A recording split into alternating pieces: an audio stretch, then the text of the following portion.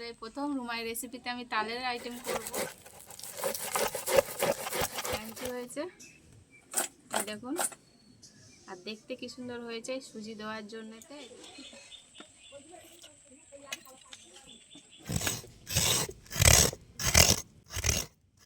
নমস্কার বন্ধুরা, আশা করি আপনারা সবাই ভালো আছেন। আমি রুমা, আর রুমাই রেসিপি অ্যান্ড ব্লগসে আপনাদের অনেক অনেক স্বাগত। এই দেখুন বন্ধুরা, আমি একটা তাল নিয়ে এসেছি। এবছরে প্রথম রুমাই রেসিপিতে আমি তালের আইটেম করব। তাই তাল দিয়ে আমি দুটো রান্না করে নেবো আজকে আমি বানাবো তাল দিয়ে তালের বড়া আর তালের বাটি কেক। আপনাদের ভিডিওটা শেষ পর্যন্ত দেখার অনুরোধ রইল, আশা করি আপনাদের ভালো লাগবে। আমি এবার তালটা ছাড়িয়ে নেবো, আর তালটা একদম পেকে গেছে, তাড়াতাড়ি ছাড়ানোর সুবিধা হবে আমার। আর এই দেখুন বন্ধুরা, আমি একদম কালো তাল নিয়েছি। কালো তালগুলো বেশি মিষ্টি হয়, যেগুলো একটু লাল লাল থাকে সেগুলো অতটা মিষ্টি হয় না, একটু তিতকুটে হয়। তাই আমি একটা কালো তাল নিয়ে নিয়েছি। এবার আমি ভালো করে এটা ছাড়িয়ে নেব। এই দেখুন, সহজে ছাড়িয়ে যাচ্ছে।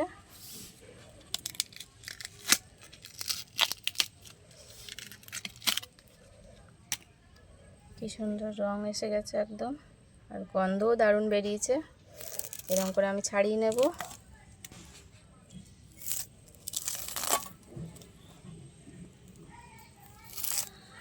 এই দেখুন বন্ধুরা, আমার পুরো তালটা পরিষ্কার করে ছাড়ানো হয়ে গেছে। এবার আমি এখান থেকে এরকমভাবে ভেঙে নেব। এতে মানে 3টে আঁটি হবে। এই দেখুন বন্ধুরা, আমার 3টে আঁটি আলাদা করে ছাড়ানো হয়ে গেছে। এবার এতে আমি সামান্য জল দেবো, যাতে এই কাঠটা ভালো বের করা যায়। এই দেখুন, বেশি জল দেব না, হালকা হয়ে যাবে। অল্প একটু দিয়ে ভালো করে থেতলে নেবো তালগুলো এরকম করে। সব আটিগুলোতে একটু একটু জল দিয়ে আমি ভালো করে থেতলে নেব এরকম করে। এই দেখুন বন্ধুরা, আমার ভালো করে নরম করা হয়ে গেছে। 3টে আটি ভালো করে নরম করেছি, কাঠটা তাড়াতাড়ি বেরিয়ে যাবে। এই দেখুন বন্ধুরা, আমি একটা গ্রেটার নিয়ে নিয়েছি। আমি এতে করে তালটা ভালো করে গ্রেট করে নেবো, তাড়াতাড়ি কাঠটা বেরিয়ে যাবে। অনেকে ঝুড়ি দিয়েও করা যায়, আপনারা চাইলে ঝুড়িতেও ছেঁকতে পারেন। তা আমি এই গ্রেটারে সহজেই হয়ে যাবে বলে আমি এটাতে তালটার কাঠ বের করে নেব। এই দেখুন বন্ধুরা, এবার আমি এগুলো দুটো আলাদা তুলে নেব। আলাদা করে নিয়েছি। এবার এই থালেই আমি গ্রেট করে নেব। এই দেখুন, এইভাবে গ্রেট করলে সহজেই কাঠটা বেরিয়ে যায়।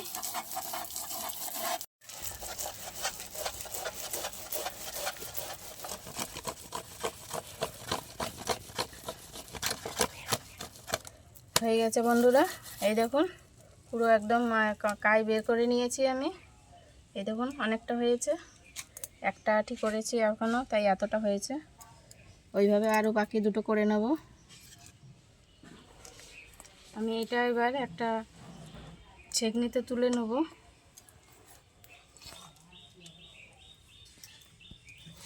এরকম করে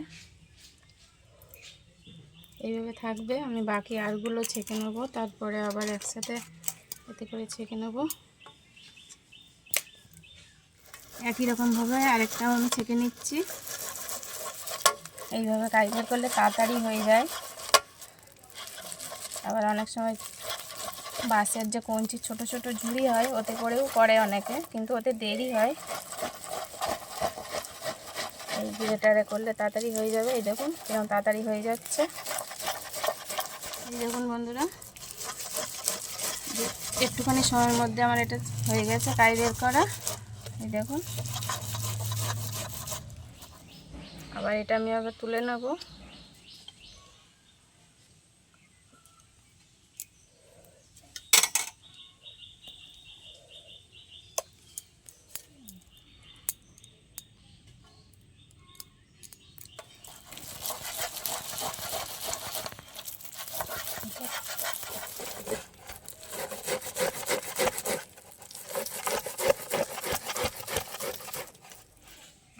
সবকটা ছাঁকা হয়ে গেছে, একইভাবে আমি তুলে নেব। এইভাবে আমি এটা একটু ছেঁকে নেব ভালো করে। এতে অনেকগুলো ফুটো চলে গেছে, সেইগুলো ভালো করে ছেঁকে নেব, তাহলে আর কিছু থাকবে না এতে। আর এটা পুরোটা ছাঁকা হয়ে গেছে। এটা অনেক এইসব ছিল নোংরা, সেগুলো আর এতে থেকে গেছে।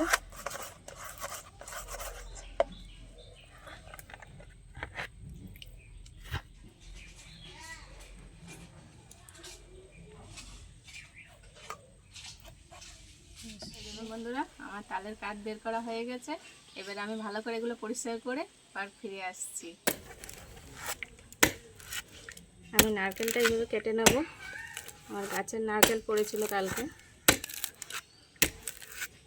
নারকেলটা ঝুড়ে নেব।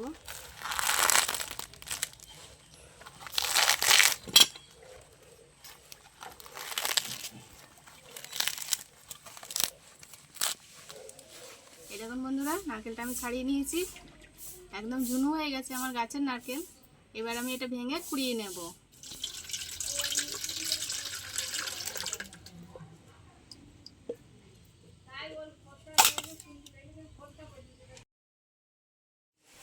আমি একটা কুর্নি নিয়ে নিয়েছি, কুর্নিতে করবো, কিন্তু কুর্নি করার সময় এদিক দিয়ে পড়ে যায় অনেক সময় বাইরে, তাই আমি একটা কেরি পেপার নিয়েছি। কেরি পেপারটা এখানটায় বেঁধে দিলে আর ওটা বাইরে পড়বে না। শুধু এরকম জাস্ট বেঁধে দেবো, আর কিছু করবো না। এই তাহলে আর বাইরে পড়বে না। এবারে আমি এটা ভালো করে নারকেলটা কুড়িয়ে নেব।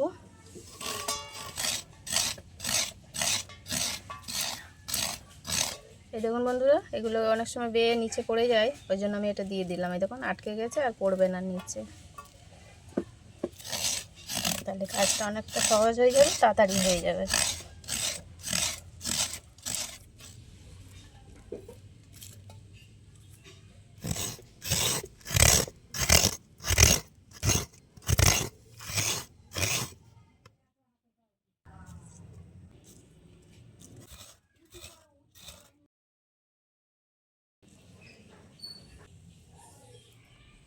আমার নারকেল কোড়ানো হয়ে গেছে বন্ধুরা। এবার আমি সব উপকরণ দিয়ে তালের কাঠটাকে মেখে নেব বড়া করার জন্য। নিয়ে নিচ্ছি আমি তালের কাঠ, দিয়ে দেবো সুজি,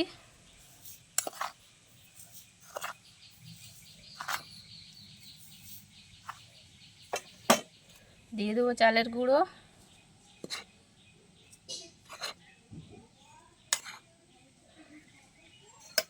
দিয়ে দেবো ময়দা, দিয়ে দেবো চিনির গুঁড়ো। আমি চিনিটা গুঁড়ো করে নিয়েছি, তাড়াতাড়ি মিক্সড হয়ে যাবে বলে।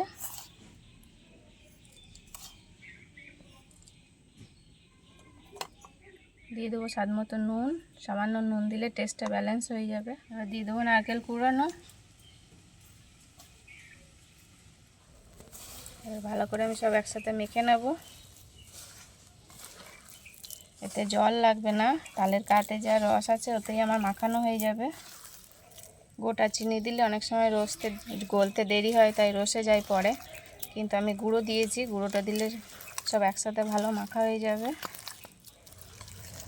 এই দেখুন বন্ধুরা, এরকম করে মাখতে হবে। বেশি ঝোল করলে আবার অনেক সময় ভাজা যায় না, লেগে যায়। তো এরকম শক্ত করে একটু মাখলে ভালো ভাজা হবে। আমারটা ভালো করে মিক্স করা হয়ে গেছে, একদম টাইট করে মাখা হয়ে গেছে। এবার এটাকে আমি 5 মিনিট রেস্টে দেবো, ততক্ষণ আমি উনুনটা ধরিয়ে নেব ভাজার জন্য। উনুন ধরিয়ে কড়া বসিয়ে দিয়েছি। এবার কড়াই আমি সাদা তেল দিয়ে দেবো।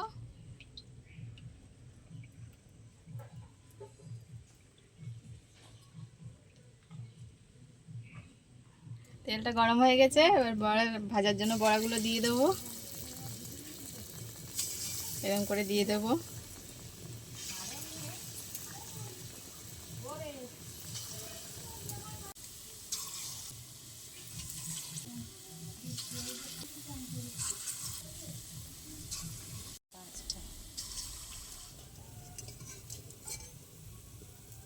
আমি আস্তে আস্তে উল্টিয়ে নেবো এগুলো। এক পিঠ লাল হয়ে গেছে, এই দেখুন বন্ধুরা। এরপর আস্তে আস্তে উল্টিয়ে দেবো। আমার এটা ভাজা হয়ে গেছে বন্ধুরা, এবার আমি তুলে নেব।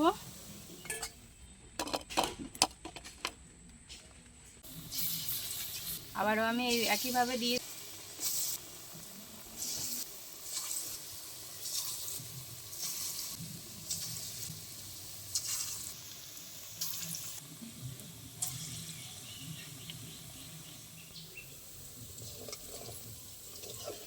আমার এক পিঠ লাল হয়ে গেছে, একইভাবে আবার উল্টে নিচ্ছি।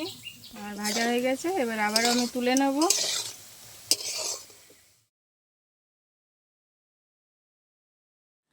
এই দেখুন বন্ধুরা, আমার তালের বড়া একদম রেডি হয়ে গেছে। এই দেখুন কতটা ক্রাঞ্চি হয়েছে, এই দেখুন।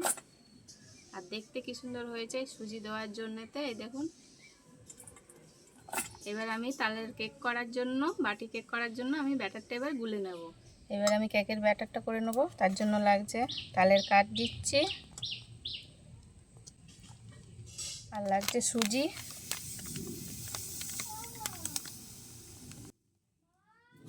দিয়ে দেবো চিনির গুঁড়ো। সব উপকরণগুলো ভালো করে এরকম করে মিশিয়ে নেব।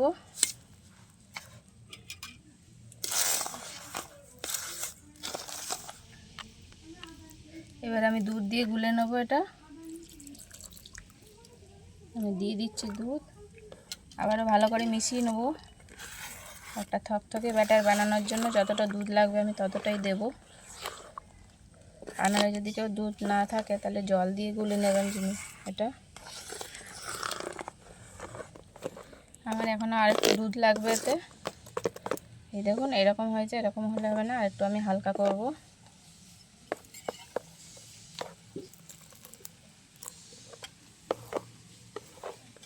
ভালো করে মিশিয়ে নেব, একদম ফাটিয়ে নিতে হবে একটু। এই দেখুন আমার এটা ভালো করে মেশানো হয়ে গেছে। এবার এটাকে আমি 5 মিনিট রেস্টে রেখে দেবো যাতে সুজিটা ভালো করে ভিজে ফুলে ওঠে।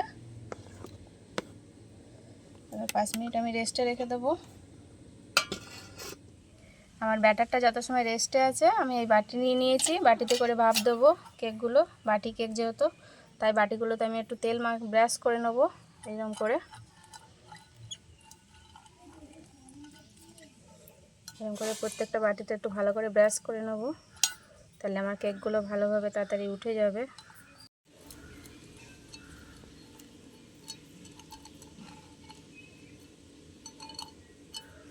এই যেমন বন্ধুরা আমার সব তেল মাখানো হয়ে গেছে।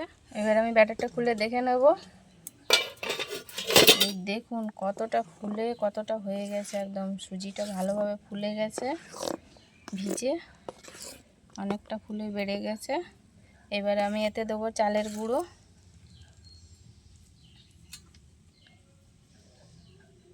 আপনারা চাইলে ময়দাও দিতে পারেন, আমি চালের গুঁড়ো দিচ্ছি। ভালো করে আমি মিক্স করে নেব।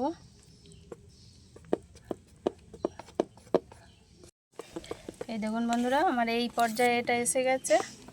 এইরকম থকথকে করতে হবে, বেশি হালকা না আর বেশি টাইটও না। এই দেখুন এইবার আমি একটা ইনো নিয়ে নিয়েছি, এবারে দিয়ে দেবো এতে ইনো। আপনারা চাইলে খাবার সোডা বা বেকিং পাউডারও দিতে পারেন, আমি দিয়ে দিচ্ছি ইনো। একটু জল দিয়ে ভালো করে গুলে নেব।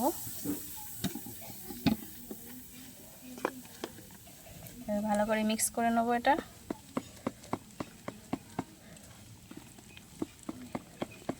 ততক্ষণ আমি একটা কড়া বসিয়ে জল বসিয়ে দিয়েছি। এবার এটা আমি মিক্স করে বাটিতে দিয়ে দেবো। এবার আমি বাটিতে তুলে নেব, তেল মাখানো বাটিতে দিয়ে দেবো। এবার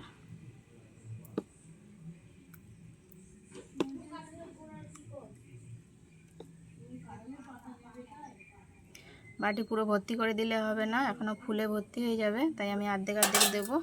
এবার আমি উপরে একটু করে কাজু ভাঙা দিয়ে দেবো,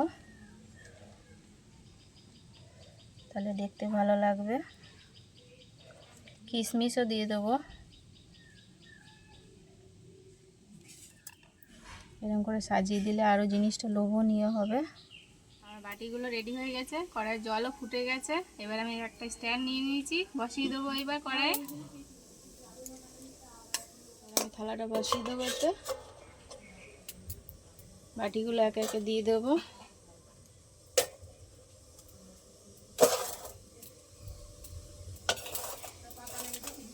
এবার আমি ঢেকে দেব।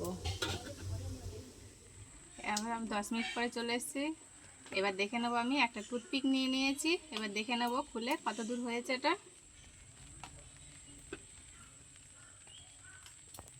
দেখুন বন্ধুরা, এবার দেখে নেবো টুথপিক দিয়ে। এই দেখুন বন্ধুরা একটুও লাগছে না, মানে আমার কেকটা পুরো সম্পূর্ণ হয়ে গেছে। ওটা এখনও গরম আছে, আমি বাটিগুলো আস্তে আস্তে তুলে নেবো আরেকটা পাত্রে।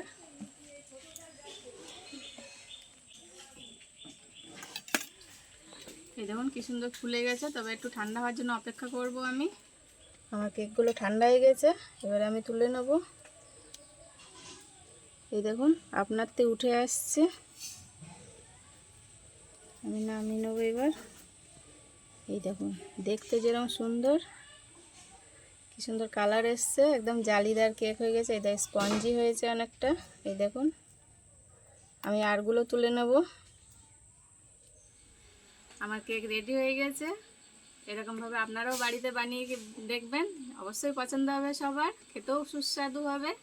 আমি তো আর জন্মাষ্টমী এসে গেছে, জন্মাষ্টমী স্পেশাল গোপালের জন্য এরকম কেক বানাতে পারেন, ছোট বাটি কেক, নাহলে বড় পাত্রে দিলেও সেই একই কেক হয়ে যাবে।